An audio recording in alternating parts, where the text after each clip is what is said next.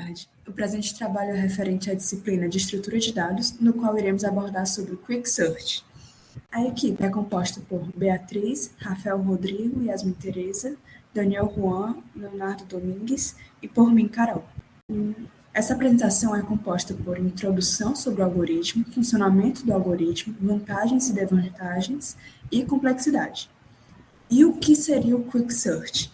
Ele é um algoritmo super eficiente para ordenar listas de coisas, tipos, números, nomes, etc. Ele funciona quebrando um problema grande em pedaços menores, resolvendo cada pedaço e depois juntando tudo de volta. É tipo aquela estratégia de dividir para conquistar. Você divide o problema, resolve as partes menores e no final tudo está resolvido. Bom, agora a gente vai falar de como funciona o algoritmo Quicksort. Ele é baseado no princípio de dividir e conquistar, o que significa que a gente vai quebrar o problema em partes menores até que fique fácil de resolver. Ele é dividido em 4 etapas. A primeira vai ser escolher um pivô. Esse pivô ele pode ser escolhido de várias formas, escolhendo o último, escolhendo o primeiro, escolhendo um aleatório da matriz ou escolhendo uma mediana. A escolha do pivô ele só vai influenciar no desempenho do algoritmo, mas a lógica geral vai ser a mesma. O segundo passo vai ser dividir a matriz. Agora a gente vai reorganizar a matriz em torno do pivô escolhido. Todos os elementos menores vão para a esquerda e os elementos maiores vão para a direita. No final desse processo, o pivô já vai estar na posição correta dentro da matriz. E o mais importante, a gente vai conseguir o índice desse pivô que vai nos ajudar nas próximas etapas. A próxima etapa vai ser a chamada recursiva. Depois de dividir a matriz, a gente vai aplicar o mesmo processo recursivamente nas duas partes da matriz que sobraram, a submatriz da esquerda e a submatriz da direita do pivô. Ou seja, a gente vai escolher um novo pivô dentro dessas partes, passionando de novo e seguindo o mesmo ciclo até tudo estar ordenado, até a gente chegar no quarto passo, que é o caso base. O caso base acontece quando a gente tem um único elemento ou nenhum. Isso porque o único elemento já vai estar ordenado naturalmente, então não precisamos mais processar ele de novo. Quando todas as chamadas recursivas atingem esse ponto, significa que toda a matriz já está organizada. Agora aqui a gente tem um exemplo ilustrado de como o algoritmo funciona. E como isso é feito no código? Essa implementação demonstra como o algoritmo pode ser eficientemente implementado em C.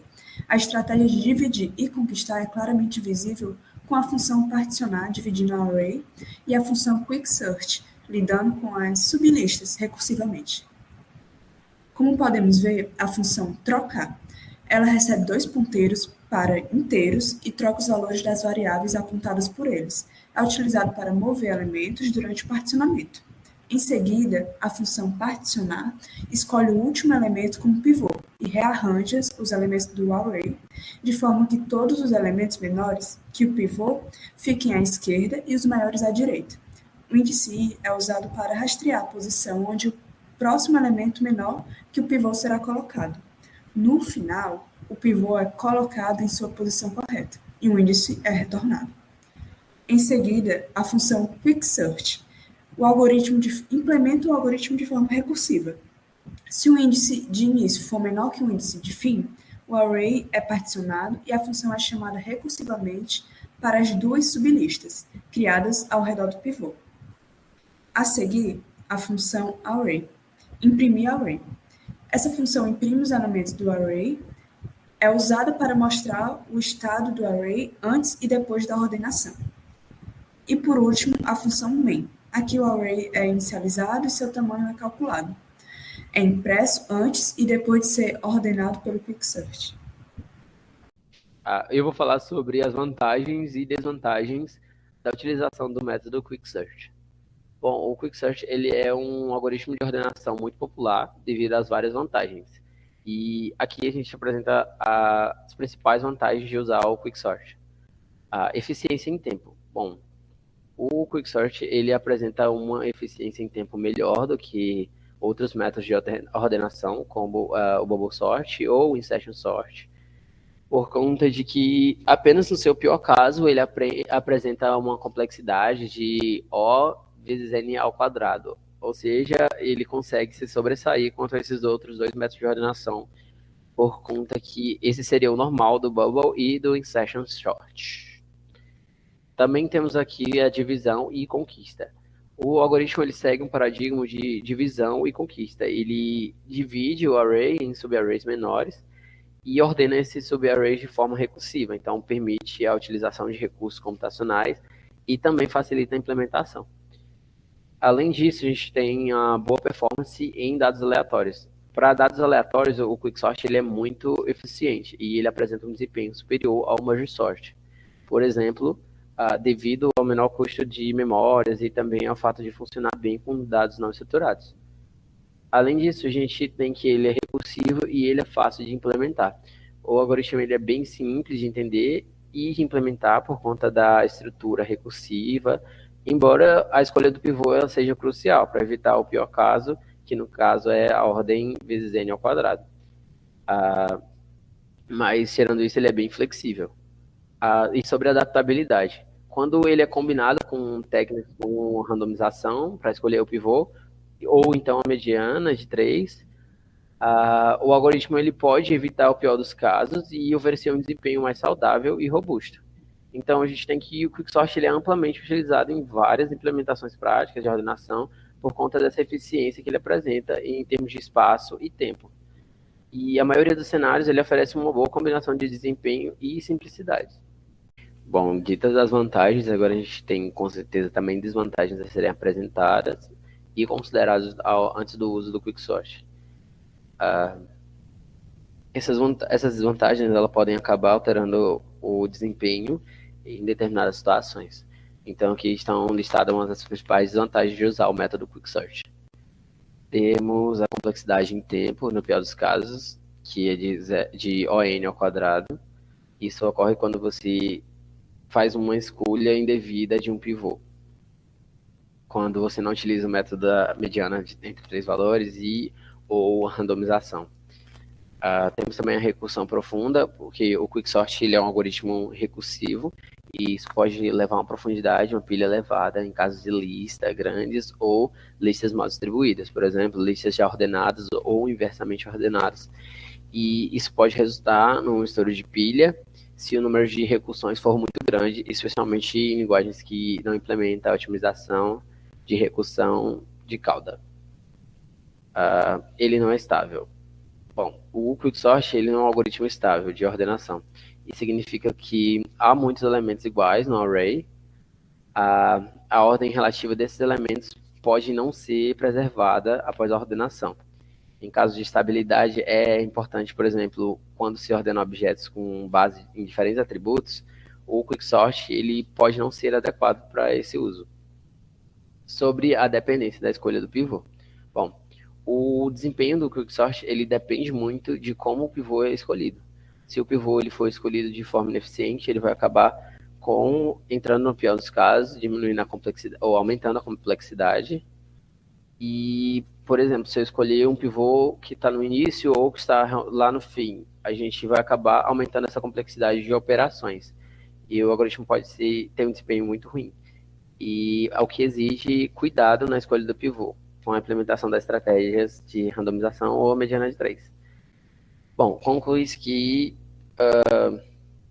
embora o Quicksort ele seja bastante eficiente na maioria dos casos, as desvantagens, como possibilidade de atingir o pior dos casos e a falta de estabilidade, podem tornar ele uma escolha menos ideal em determinadas situações, especialmente quando a estabilidade ou a complexidade garantida são necessárias. Então, se essas desvantagens forem um problema, alternativas melhores, como o Merge Sort ou o Heap Sort, podem estar sendo consideradas. Bem, eu me chamo Yasmin e eu vou comentar sobre a complexidade do Quicksort. A complexidade, ela diz respeito ao termo de execução do algoritmo. Dito isso, a complexidade de Quicksort pode variar dependendo do caso. No melhor caso, onde o pivô divide o array em duas partes quase iguais, o algoritmo de ordenação tem uma complexidade de tempo ON log n. Essa notação de ON log n, de O de n log n ou ordem de n log n, indica que o problema é dividido em partes menores, logaritmicamente, e cada nível de divisão processa n elementos. Assim, cada chamada recursiva processa um array com metade do tamanho, resultando neste tempo de execução eficiente. Aqui eu trouxe um exemplo intuitivo simplesinho, que é, se a gente supor, por exemplo, que temos 16 elementos, n igual a 16 elementos, e cada vez que divide, reduz pela metade. Como a gente pode ver, nós temos 16 para 8, de 8 para 4, de 4 para 2 e de 2 para 1. Quando o número de vezes que conseguimos dividir por 2 até chegar a 1 é aproximadamente log na base 2n, agora em cada nível de recursão, percorremos todos os n elementos para realizar a partição. Agora, pensando no pior caso, quando o pivô escolhido é o primeiro ou último elemento, não divide bem os dados, temos uma complexidade de O(n²).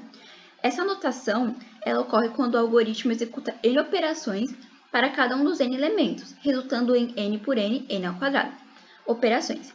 Assim, o algoritmo precisa percorrer múltiplas iterações para ordenar corretamente o array, causando um desempenho mais lento. No caso, eu trouxe aqui também outro exemplo, onde a gente supõe que temos 5 elementos e cada elemento precisa ser comparado com todos os outros.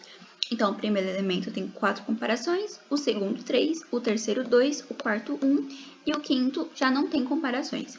O total de comparações, ele é calculado de uma maneira, assim, nessa lógica, é aproximadamente n vezes n menos 1 dividido por 2, que é o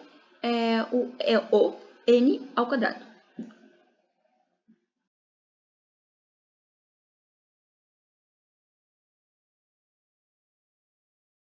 Primeiramente, o quicksort escolhe o pivô.